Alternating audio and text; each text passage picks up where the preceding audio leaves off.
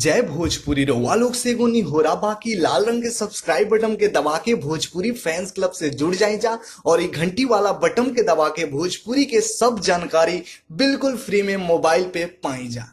नमस्कार दोस्तों, आप सभी लोगों का स्वागत है हमारा चैनल BFC एल्बम न्यूज में। दोस्तों, वीडियो को आगे देखने से पहले लाइक करिएगा, चैनल पे नए हैं तो सब्सक्राइब करके बेल वाले आइकन को ऑल पे सिलेक्ट कर लीजिएगा ताकि ऐसी और भोजपुरी की लेटेस्ट वीडियो देखने के लिए मिलते रहे इस चैनल के माध्यम से। दोस्तों, बता दें कि आज सुबह में रिलीज हुआ है पावर स्टार पवन सिंह जी का एक काफी जबरदस्त और शानदार सॉन्ग का ट्रीजर। जी हाँ दोस्तों, आप लोगों को बता दें कि जिस गाने का नाम है बीच जयमाल पर, इसका ट्रीजर आज सुबह में 7 बजे शुभला फिल्म्स यूट्यूब चैनल पर रिलीज किया गया है। जिस गाने को गाए हैं पवन सिंह जी और गाने में पवन सिंह जी के साथ स्वीटी सोपारी नजर आएंगी। धीरज बबुआन का लिखा हुआ गाना है और प्रियांशु सिंह जी का म्यूजिक दिया हुआ है।